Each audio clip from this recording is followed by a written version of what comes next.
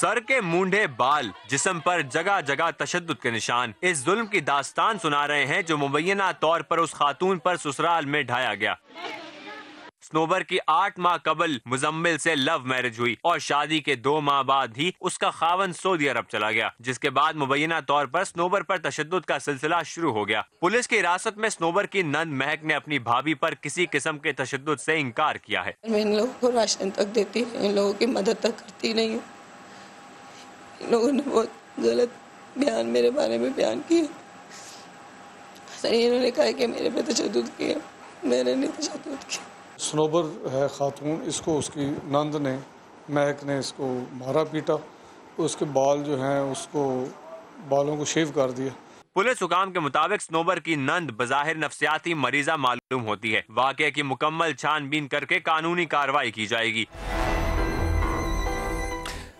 बिस्मिल्लाहिर्रहमानिर्रहीम, अस्सलाम वालेकुम वरहमतुल्लाहि वबरकातुहू। अल्लाहुम्मा सल्लि अला मुहम्मद व आलि मुहम्मद, रब्बि इश्रह ली सदरी वयस्सिर ली अमरी वहलुल उक़दतम मिन लिसानी यफ़क़हू क़ौली, आमीन। ख़वातीन हज़रात, आप देख रहे हैं कुतुब ऑनलाइन और मैं हूँ बिलाल कुतुब। मैं जिस तबके से और जिस सोच से ताल्लुक़ रखता हूँ वहाँ हदीस जो है वो ईमान का हिस्सा है। और हदीस ये कहती है कि तुम्हारे 3 माँ बाप हैं जिन्होंने तुम्हें पैदा किया, जिनके यहाँ तुम गए और जिन्होंने तुम्हें तालीम दी। जिनके यहाँ हम गए अगर वो भी माँ बाप हैं तो फिर मेरा ये पूछना जायज़ और हक़ बनता है कि हम जब बेटियाँ मांगते हैं तो हम ये भी दुआ करते हैं अल्लाह से कि अल्लाह हमें बेटियों से डर नहीं लगता, बेटियों के मुक़द्दर से डर लगता है। हम सैयदा ज़ैनब की चादर का वास्ता और वसीला दे के जब बेटियाँ मांग लेते हैं तो फिर मेरे ख़्याल में हमें एक ज़माने में एक हुसैन भी मांगना चाहिए जो इस सैयदा ज़ैनब की चादर की हिफाजत करने के काबिल हो। अगर नहीं होगा तो इस माशरे में सवाए शिमर और यजीद के आपको और कोई नहीं मिलेगा। मुझे इस बात से कुछ लेना देना नहीं है कि येलो ट्रेन बने या रेड ट्रेन बने, वो बने या ना बने, लेकिन मेरे मुल्क में अगर भूख की वजह से मेरी कोई बेटी जो है वो अपनी इज्जत को खो बैठे और अपनी इज्जत की हिफाजत की ताबेदारी ना कर सकने के काबिल हो, इसलिए क्योंकि ना उसका बाप है ना उसकी माँ है, उसको 10,000 रुपया महीना किराया देना है, 8वीं जमात में बाप भाई को पढ़ाना है और उसकी एक बहन जो छोटी है उसका ना कोई वाली है ना वारिस है।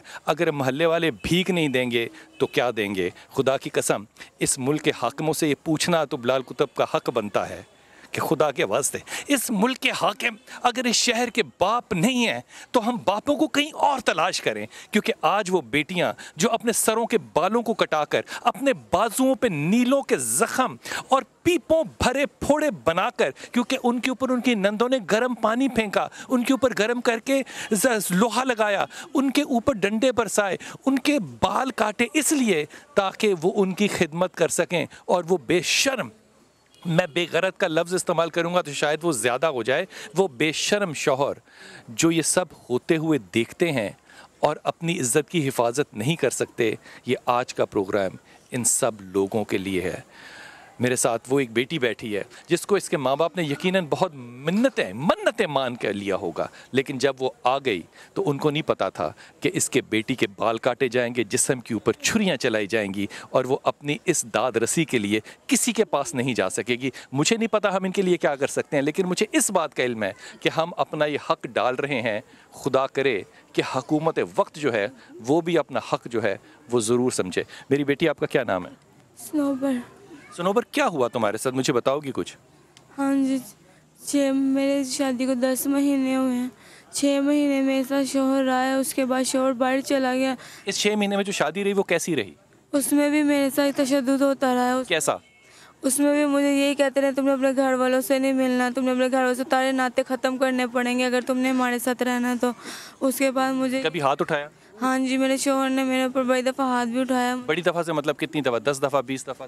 हाँ जी, 5-6 दफ़ा मेरे ऊपर हाथ उठाया। मारता था?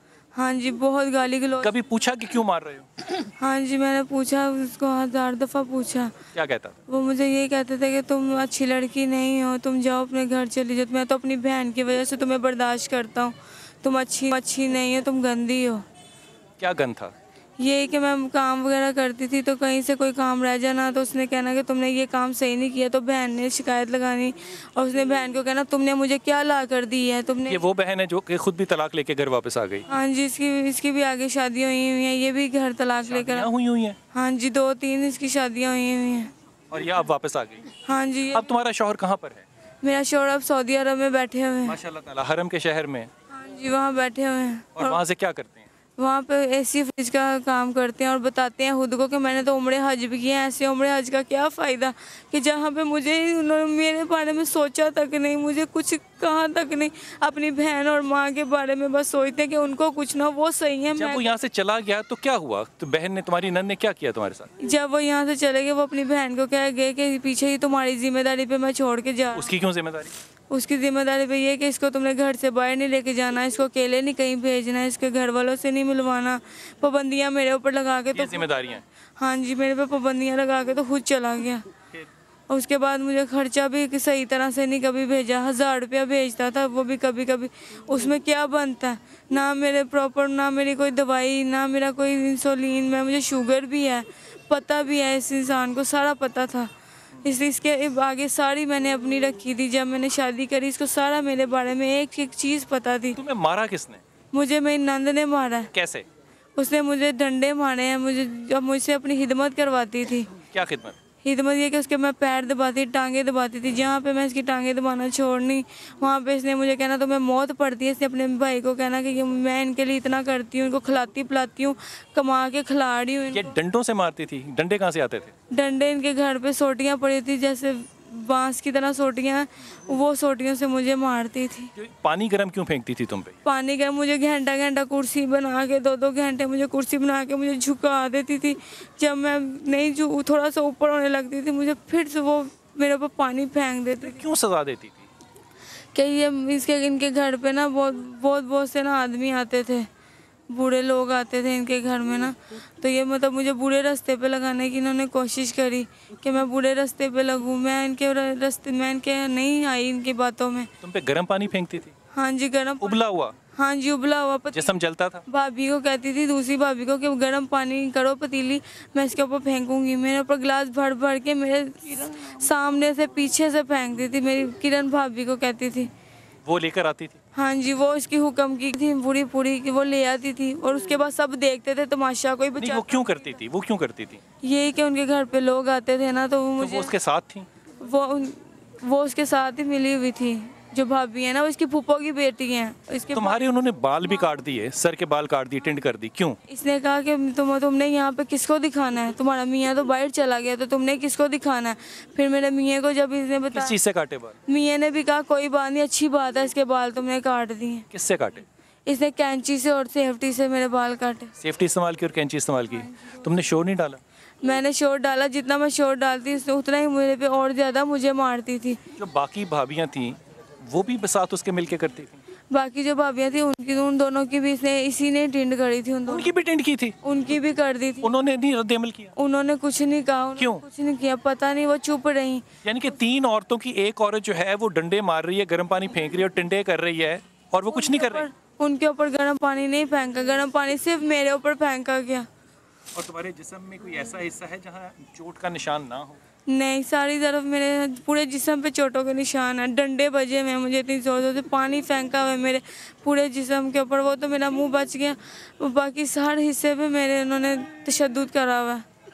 मुझे नहीं पता कि इस बात का मैं आपको सबूत कैसे दूं, लेकिन इस बच्ची के जिस्म पे जहाँ जहाँ चोटें लगी हुई हैं, यकीन कीजिए कि मैं अगर नाम भी उन हिस्सों का लूँगा तो वो शायद नामुनासिब होगा। लेकिन ये वो बेटी है जिसके जिस्म का कोई 2 इंच का ऐसा हिस्सा नहीं है जिसके ऊपर पीप भरा हुआ छाला इसलिए ना हो क्योंकि गर्म पानी डाल के उस पर गर्म छुरी लगाई गई। वो ज़ख़म अब पीप बन चुकी है और बेटी जो है वो शुगर की मरीज़ है और पिछले 3 महीने से इसने इंसुलिन नहीं लिया। आज इसकी क्या हालत होगी अल्लाह आलम। आप इनकी दादी हैं? क्यों शादी की आपने? बस जितने मुझे आके पसार लिया कि नहीं हम ये मुझे अच्छी लगती है दादो, आप भी मुझे अच्छी लगती हो।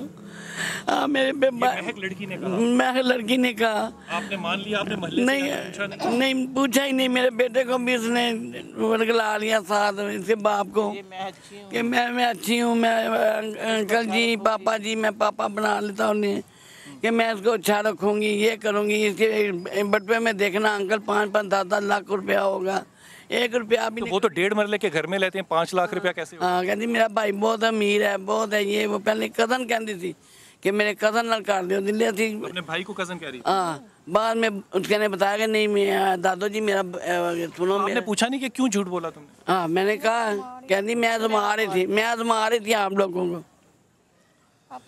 मेरा सका भाई, वो मेरा कज़न है, और जब झूठ पकड़ा गया तो मैं आपको आजमा रही थी। मुझे नहीं पता ये दादी जो है इसने ज़िंदगी गुजारी है और अब ये रो रही है। मैं नहीं समझता कि ये बेवकूफ़ है, लेकिन मुझे इस बात का पता है कि ये गरीब है। गुर्बत, खुदा की कसम, इस तरह बड़ा अजाब है इस दुनिया का कि भूख जो है ना वो आपकी सोचने की सलाहियत जो है वो छीन लेती है। मेरा बेटा फौत हो गया, 1.5 महीना भी फौत हो गया जी, तो उसने शोर मचा दिया, शादी कर दो, शादी कर दो इसको। हाँ, इसको भी उसने बदलाया। आपको कभी पता नहीं चला कि ये नहीं चला हमें, बस हमने उसी की जुबान पे इतबार कर लिया। आप इनकी पुप्पो हैं? जी। मैंने जब उससे जाके आज बात की तो उसने कहा कि पुप्पो जो है वो बहुत ज़्यादा उसकी वजह से हमने ये सारा कुछ किया। आपको कैसा लगता है कि आप लोग 10 महीने बेटी है, आपने उसकी खबर नहीं ली, उसके जिस्म पे पानी डाला जा रहा है, उसके ऊपर छुरियां गर्म करके लगाई जा रही हैं, उसको डंडे मारे जा रहे हैं, उसके जिस्म का कोई हिस्सा नहीं है जो कि गला हुआ सड़ा हुआ ना हो, सर के बाल काट दिए, आपको क्यों खबर नहीं है? जी, हमें तो ये कहते रहे हैं कि ये मैं भी जो है आपके ख़िलाफ़ इतनी बातें करती है कि हम आपको बताएं तो आप तो छुरियां लेके जाके उसको मारें। उसको बच्ची को कहते रहे हैं कि तुम्हारी फूफा तुम्हारे ख़िलाफ़ इस तरह बातें करती है कि तुम्हें गंदा कर। आप कभी जाके नहीं वहाँ मिले इसके? एक दफ़ा गई थी मैंने इसको जाके कहा, मैंने कहा मुझे सब ने घर वालों ने भेजा, अगर तुम नहीं वहाँ पे सेट हो तो तुम हमें बताओ कि हम आपको वापस ले जाते हैं यहाँ से किसी तरीके से। बेटा तुम हमें बताओ कि तुम्हें क्या तकलीफ है यहाँ पे। इसने कहा नहीं, मैंने घर बसाना है, मैं बिल्कुल ठीक हूँ, मैं यहीं पे रहूँगी, मेरा माँ बाप नहीं है। जब ये पुप्पो ने तुमसे पूछा, तुमने कहा मैंने घर बसाना है, तब तक तुम्हें मार पड़ती थी? नहीं, तब मुझे मार नहीं पड़ती थी, लेकिन मुझे ताने दिए जाते थे, मैं सामान नहीं लेकर गई, जबकि इन्होंने कहा था एक चीज़ भी नहीं चाहिए। मुझे ताने देते तुम्हारा तो खानदान ही नहीं अच्छा। बाप ना तुम्हारी माँ, ना तुम कमाती हो, ना तुम्हारी बहन कमाती है, 8वीं में तुम्हारा भाई है जी, किराए पे तुम्हारा घर है, तुमने क्या लेकर जाना है? कुछ भी नहीं। इसने मुझे यही बात कही कि तुम्हारी फूफा तुम्हें गलत रास्ते पे लगा रही है, तुम ना उसके साथ जाना। इन्होंने कहा कि तुम बात बहुत सोच के बताओ जी। उस खातून ने तुम्हें बुराई के रास्ते पे लगाने की कोशिश की? हाँ जी, उसने मुझे बुराई के रास्ते पे लगाने की कोशिश करी। जबरदस्ती? हाँ जी, ज़बरदस्ती। हमारे घर में ना बहुत से ना लोग आते थे, आदमी आते थे बहुत। अपने घर में उसमें? हाँ जी, और ये अपने आप को वकील बताती है, जबकि ये बाहर जाती आती है, जॉब के लिए जाती थी। घर में भी बहुत सारे आदमी आते रहे। वो आदमी क्यों आते थे? पता नहीं क्यों आते थे। ये मुझे कहती थी उनके आगे जूस लेके जाने के लिए, तो मैं इसको मना कर देती थी। तो पता नहीं इसने मुझे भी जूस में क्या मिला के, पता नहीं क्या मिला के मुझे पिलाती थी, मुझे नहीं पता।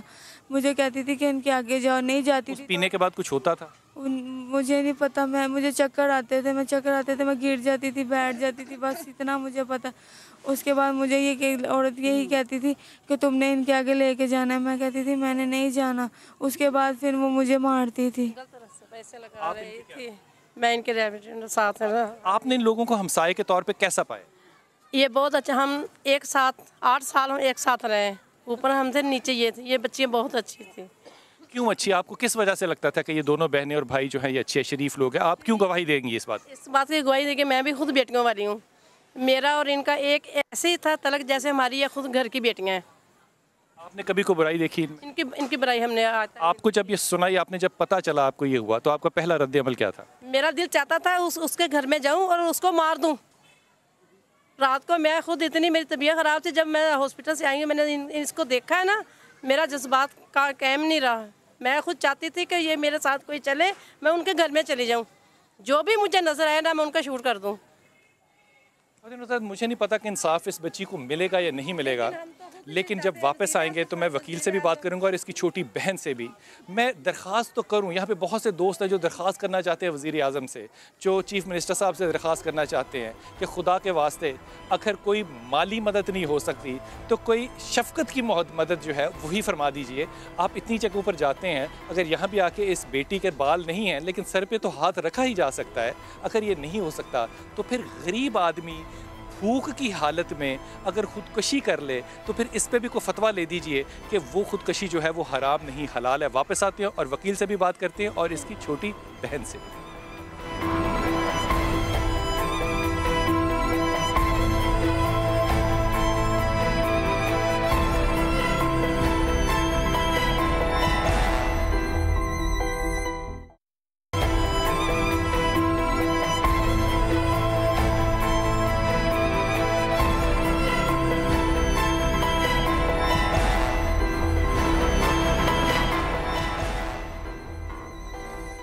बिस्मिल्लाहिर्रहमानिर्रहीम। एक वक्त था कि आपके साथ मुलाकात हुई थी जब एक बच्चा जो है वो ग्रीन टाउन में मस्जिद में जो है उसको ज़्यादती के बाद मारा गया था, और मैं वहाँ जब उनके घर गया तो मुझे पता चला कि उनके घर पानी मांगा, और हमें शर्मिंदगी पानी मांग के इसलिए हुई क्योंकि उनके घर गिलास नहीं था। ये गुर्बत जो है, ये खुदा की कसम, जिनके पेट में 2 रोटियां हैं वो सोच नहीं सकते कि गुर्बत किस बला का नाम है। हम कवानीन बनाते हैं, लेकिन हम ये भी समझते हैं कि कवानीन की जो एजुकेशन है, जो अवेयरनेस है, वो आवाम तक पहुँची होगी। जिसकी ज़िंदगी का मसला 2 वक्त की रोटी और इज़्ज़त नफ्स हो, उस तक कवानीन का पहुँचाना किसकी ज़िम्मेदारी है मुझे नहीं पता। लेकिन मुझे बेटा ये बताओ कि जो इतना जुल्म हुआ 10 महीने और फिर ये जाते हुए आखिरी 2-3 माह जो है इतना मारा आपको, आप घर से भागी क्यों नहीं? क्योंकि घर में हमेशा वो लोग लगा के रखते थे, मुझे कहीं बाहर आने जाने की इजाज़त नहीं थी। यहाँ तक कि मैं खिड़की पे भी जाती थी, मुझे कहते थे किनको देखने गई हो, किसी यारों को देखने गई हो, इस तरह की बातें मुझे करते थे। वो मुझे कहीं देखने भी नहीं देते थे। यहाँ तक कौन रोकता था? सारी नंद भी रोकती थी, आगे वो मेरे हस्बैंड को शिकायतें लगाती थी कि ये भाई लड़कों को देखती है, जबकि मैं खिड़की पे ज़रा सा चली जाना, इसने मुझे वहीं पे इसने मुझे बहुत बोलती थी। और कहीं बाजार भी ये जाती थी, मुझे घर में बाहर से लोग लगा के अपनी माँ के पास छोड़ के जाती थी, ताला लगा कर। तो माँ कुछ नहीं कहती थी? माँ उसकी मजबूर है, लाचार थी, लेकिन माँ ज़रा सा बोलती थी, उसके बाद माँ भी चुप कर जाती थी। माँ के तमाशा ही देखते थे ज़्यादातर ये सब लोग। मेरा एक माजूर माँ की ये बेटी जिसके साथ आज दोपहर को बात हुई अदालत के अंदर, मुझे नहीं पता कि वो जुडिशल या बेल पर है, मुझे नहीं पता, लेकिन मैंने इससे बात की। तब तक मैं इस बच्ची से नहीं मिला था कि इसका क्या इस पे ऊपर जुल्म हुआ, लेकिन यकीन कीजिए कि अगर मुझे पता होता तो मैं शायद अंदाज़े गुफ्तगू मेरा उससे बात करने का बिल्कुल मुख्तलिफ होता। लेकिन गौर फरमाइए, ये भी एक औरत का रूप और रंग है कि जिस कदर उसने जुल्म किया, जब अपने पे बात पड़ी तो मासूमियत जो है उसकी भी इंतहा थी। गौर कीजिए इस पैकेज में। आपकी ये भी एक बात सुनने में आई है कि आपके ऊपर कोई जिन आ जाता है जिसकी वजह से ये हुआ? जाती है तो कि मुझे नहीं पता। भाभी कहती हैं आप पे जिन आ जाता है? जी सर। आपको लगता है कि आप पे जिन आता है? बाल क्यों काटे? उसके जिस्म पे डंडों के निशान भी बड़े हैं, वो कौन मारता था उसे? सर मैंने नहीं कुछ भी किया। डंडे जिन मारते थे? पता नहीं सर। ये आपको ये तो पता है ना कि उसके जिस्म पे बहुत से निशान हैं? सर मैंने आज देखे हैं उनके जिस्म पे निशान। आपको ये भी नहीं पता? आप एक घर में रहती हैं? जी सर। आप कितनी औरतें हैं घर में? कितनी औरतें हैं घर में? टोटल 3 भाभी है मेरे घर में। 3 भाभी हैं? हाँ जी। तो किसी भाभी पे भी इल्ज़ाम लगाती हैं? जी। वो भाभी पे भी इल्ज़ाम लगाती? नंद पे क्यों लगाया? सही में नहीं जानती। जब आप तो इतने प्यार से रखती हैं उसे।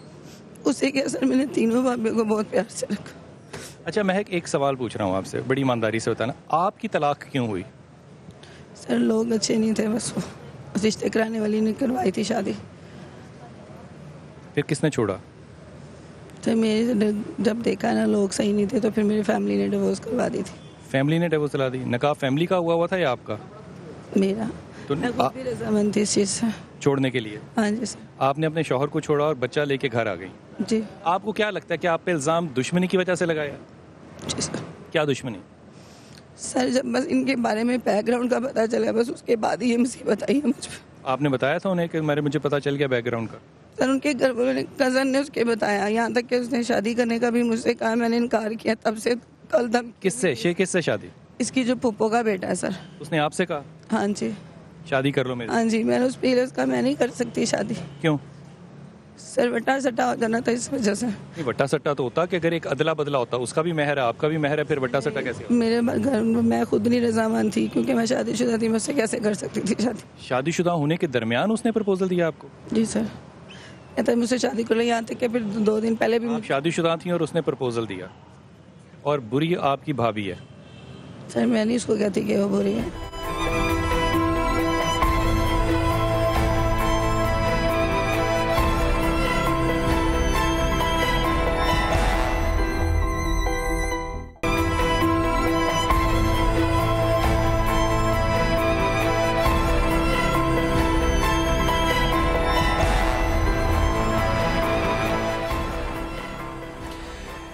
इसको देख के आपको एक अंदाज़ा तो इस बात का ज़रूर हो गया होगा कि शरीयत ने ये कानून बिल्कुल सही फ़ैसला किया है कि जब तक आप दोनों तरफ का रुख ना देख लें आप फ़ैसला नहीं कर सकते, क्योंकि जब मैंने एक तरफ का रुख देखा था तो आंसू और लहजा देख के मेरा ख्याल था कि शायद इसमें कुछ सच्चाई हो।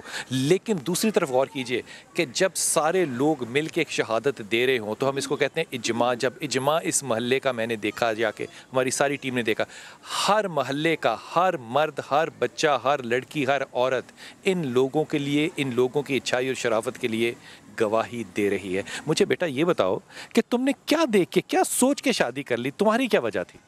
इसने मुझे कहा था कि तुम शादी कर लो। मेरे पहले इसने कज़न बताया था अपने भाई को, तो उसके बाद फिर इसने कहा ये मेरा भाई है, तो कहती तो मेरे भाई से शादी कर लो, ये तुम्हारी बहन को भी सपोर्ट, मतलब भाई को भी सपोर्ट करेगा तुम्हारे, और तुम्हारी बहन की भी शादी करवाएगा। मतलब तुम्हें लालच थी शादी की? मुझे शादी की कोई नहीं, इस बात की कि तुम्हारी बहन और भाई को भी सपोर्ट करेगा।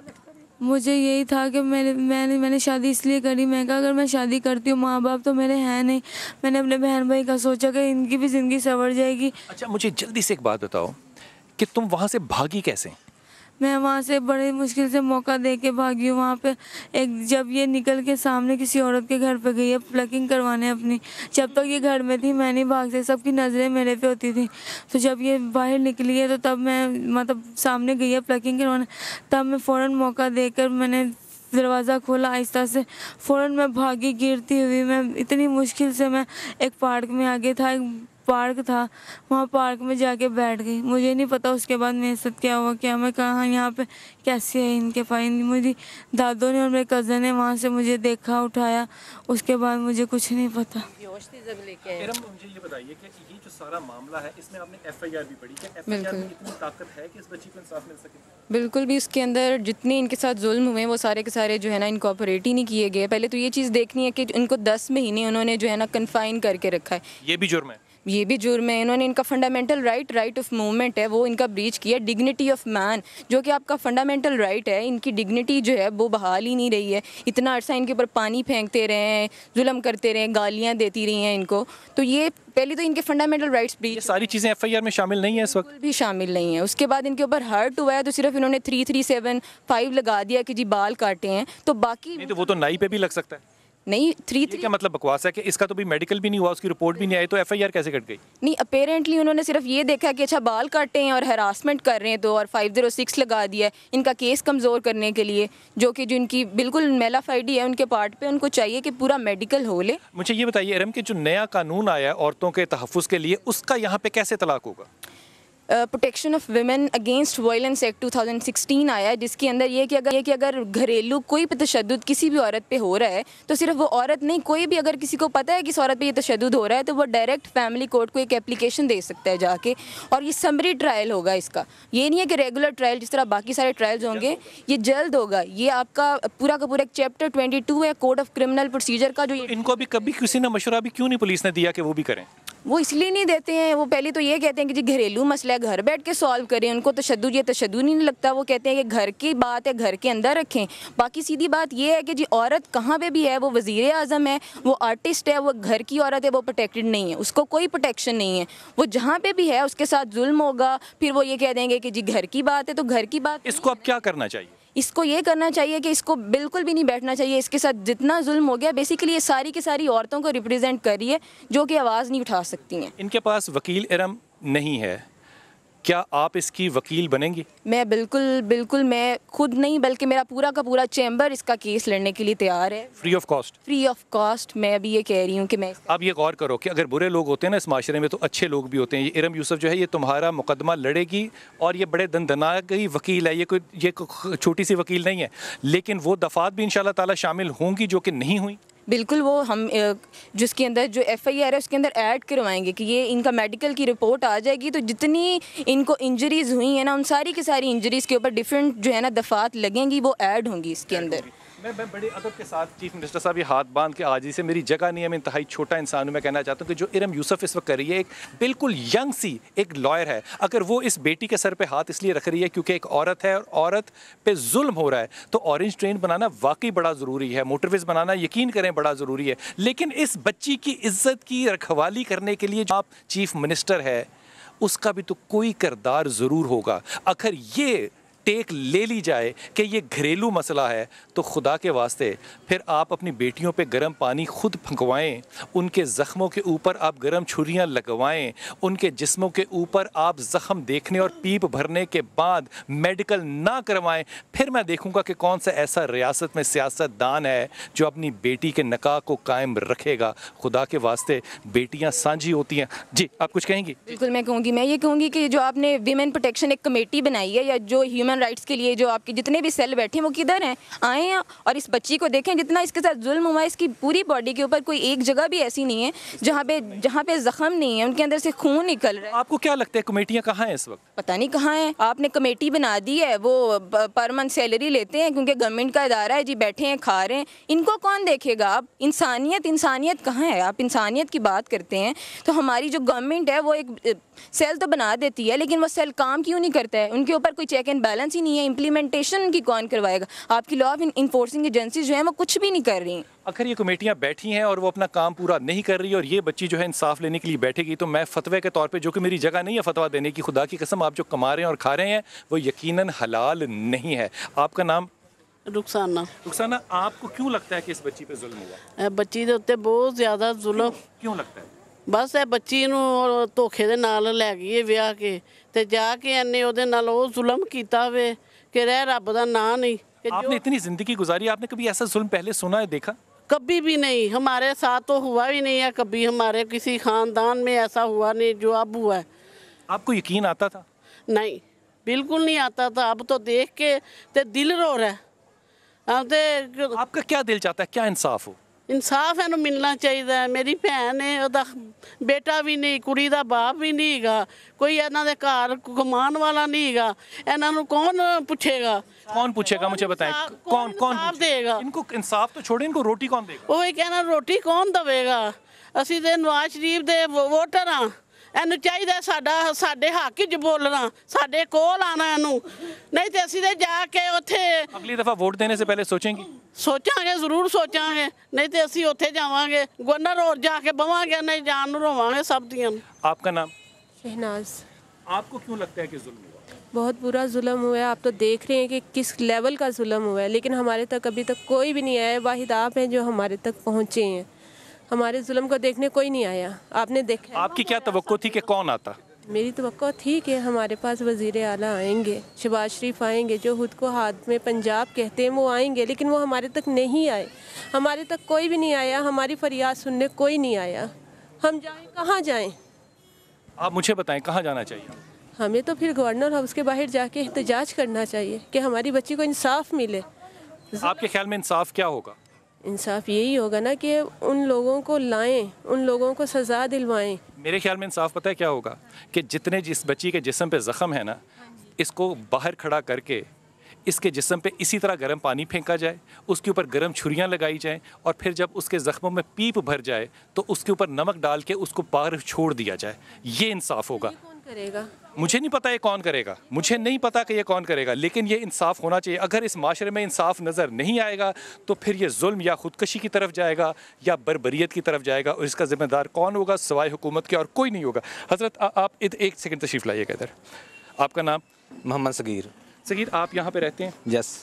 आप मुझे बताइए कि आपकी क्या पुकार है, आप क्या चाहते हैं कि क्या हो, किससे इंसाफ मांगना चाहेंगे? सर, हमने ये अपनी आंखों से देखा, काउंसलर से लेके किसी मिनिस्टर तक ने इनकी बात नहीं सुनी, एक सिपाही से लेके एसपी तक किसी ने बात नहीं सुनी, कोई इनके घर नहीं आया, किसी ने इनके सर पे हाथ नहीं रखा। हमारी आपसे रिक्वेस्ट है, आपके चैनल के रेफरेंस से हम बात करना चाहते हैं कि इनको इंसाफ दिया जाए। अगर इंसाफ ना दिया गया तो ईमानों में बैठ के कानून बनाने का उनको कोई हक नहीं है। हम ईमानों का घेराव करेंगे, उनको असम्बलियों में नहीं जाने देंगे। आप क्या करेंगे? ऐलान है। क्या करेंगे? वोट नहीं देंगे? वोट तो बात की बात है, अभी भी जाने नहीं देंगे। ईमानों घेराव करेंगे, कौमी असम्बली का करेंगे और सूबाई असम्बली का करेंगे। उनको हक नहीं है। इतना जुल्म हो गया। स्पीकर एयाज सादक साहब नेशनल असम्बली के स्पीकर हैं, इसी हल्के से इलेक्ट हुए हैं। इसी हल्के से? इसी हल्के से। उनको तौफीक नहीं है कि किसी बात पूछें। मियाँ शहबाज शरीफ, मियाँ शहबाज शरीफ सालगिरह का केक काट रहे हैं, और इतना बड़ा जुल्म हो गया, ज़मीन कांप उठी और हर इंसान रो रहा है, लेकिन किसी ने बात नहीं सुनी, किसी ने सर पे हाथ नहीं रखा। आपका इस बच्ची से क्या रिश्ता है? मैं इनका हमसाया हूँ।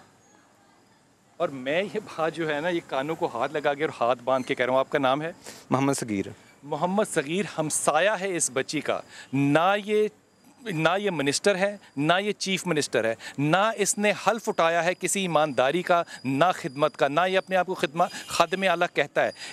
ये बाप की हैसियत से एक हमसाया अगर ये दरख्वास्त कर रहा है तो फिर इस मुल्क में महल्ले में तो रिश्ता कायम है, लेकिन हाकिम अपना फ़र्ज़ अदा क्यों नहीं कर रहे? मेरे पास इसका जवाब नहीं है। अगर अब भी नहीं कर सकते तो फिर घेराव होगा, और इस घेराव का जो ज़िम्मा होगा वो सवाए हुकूमत वक्त पे और किसी पे नहीं होगा। मुझे पैगाम दीजिए कि आप क्या चाहते हैं कि चीफ मिनिस्टर क्या करे? चीफ मिनिस्टर अभी इनके घर आए, इनके शफकत का हाथ रखे इस बच्ची के सर पे। इसकी शुगर का जो ट्रीटमेंट हो रहा है, ये बीमार बच्ची है, इसका इलाज कराए, इसके छोटे भाई की तालीम फ्री करे, और इनको रोज़गार तो इनका कोई बाप ना माँ, दादी है, ज़ईफ़ है, इनका कोई ऐसा मुस्तकिल ऐसा तरीका हो कि इनको कोई रोज़गार मिल जाए, इनका कोई ऐसा वजीफ़ा लगा दें।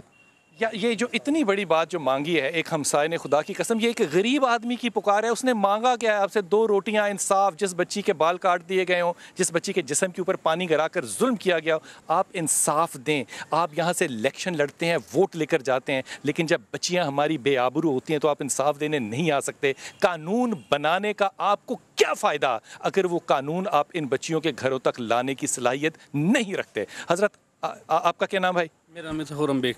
खुरम, आप जो हैं वो इसकी नंद के, जिसने इसके ऊपर गर्म पानी फेंका और इसके ऊपर जुल्म किया, आप उसके? मैं उसका हस्बैंड था। आप शौहर थे? जी बिल्कुल। आप उसके बारे में क्या राय रखते हैं? मैं यही राय रखता हूँ जनाब, वो शुरू से ही यानी कि करप्ट थे, उनके ना पूरी फैमिली।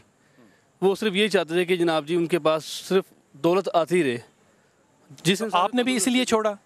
नहीं, मेरे पास जब दौलत ख़त्म होगी, मैं सरकारी मुलाजिम था, ठीक है, मेरे पे करप्शन का केस बन गया सिर्फ इस औरत की वजह से।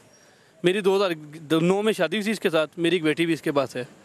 मेरी 2009 में इसके साथ शादी हुई, तो मैं इनके सारे घर वालों को पालता था, सब घर वालों को, यानी कि मैंने देना, मेरा अपना क्यों था सब कुछ। बस इसके घर में जब मैं इसके घर में चला गया रहने के लिए, ठीक है, इसके भाई एक जो बबल है वो बाहर था, सऊदी होता, जो इसका शौहर है, वो सऊदी अरब में होता है, 6 महीने इधर 6 महीने उधर।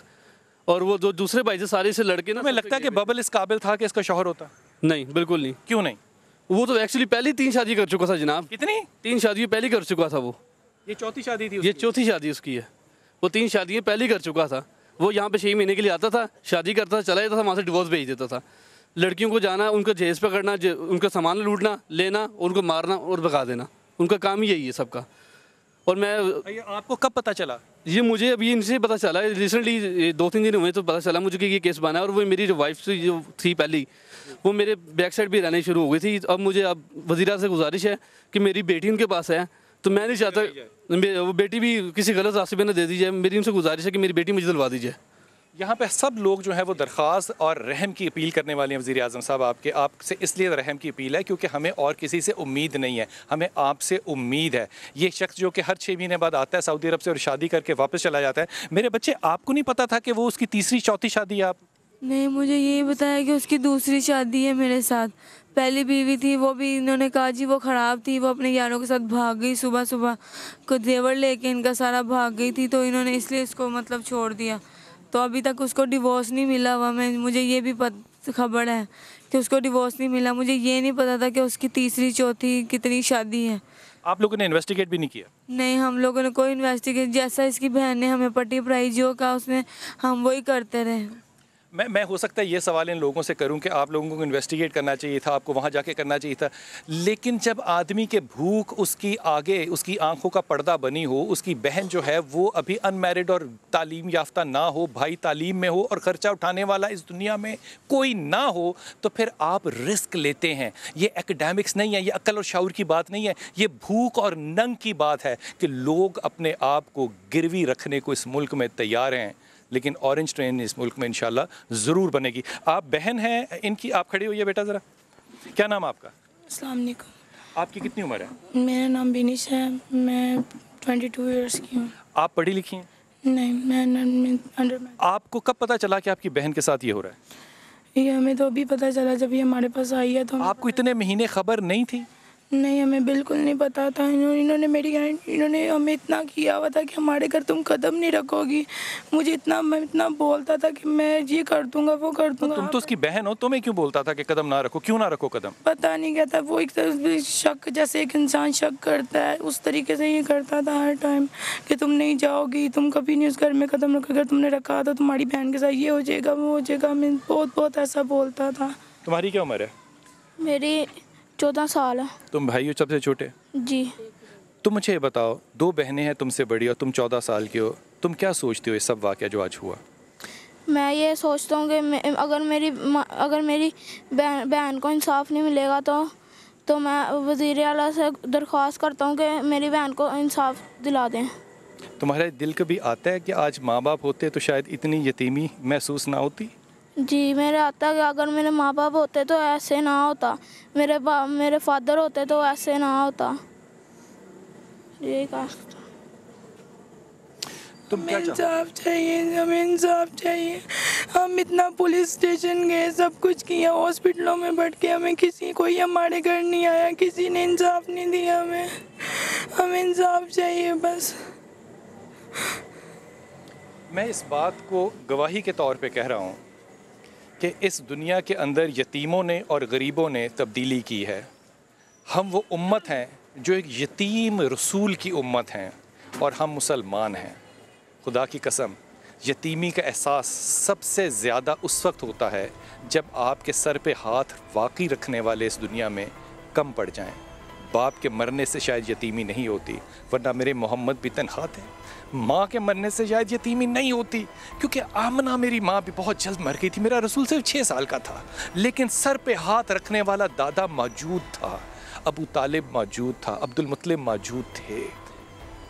ये वो बच्चे मेरे पीछे खड़े हैं जिनके लिए चीफ मिनिस्टर ऑफ पंजाब मौजूद हैं, लेकिन वो कहाँ पर हैं मुझे नहीं पता। खुदा के वास्ते आपको अपनी बेटियों का वास्ता, इस बेटी के सर पे हाथ रखिए, क्योंकि ये हाथ आपका जो है, ये आपकी कब्र में आपकी ये शफ़क़त आपको ज़रूर आसानी और सुकून दिलवाएगी। अगर ये हाथ नहीं आएगा तो इस मुल्क की बेटियों का इत्तेमाद अपने बापों से उठता हुआ नज़र आ रहा है। खुदा के वास्ते इन यतीमों के, इन फ़कीरों की गुर्बत पे नहीं, अपनी दौलत, अपने ईमान और अपनी ताकत पे नज़र कीजिए, और आपकी दौलत में से कतरा इनकी ज़िंदगी को बना सकता है।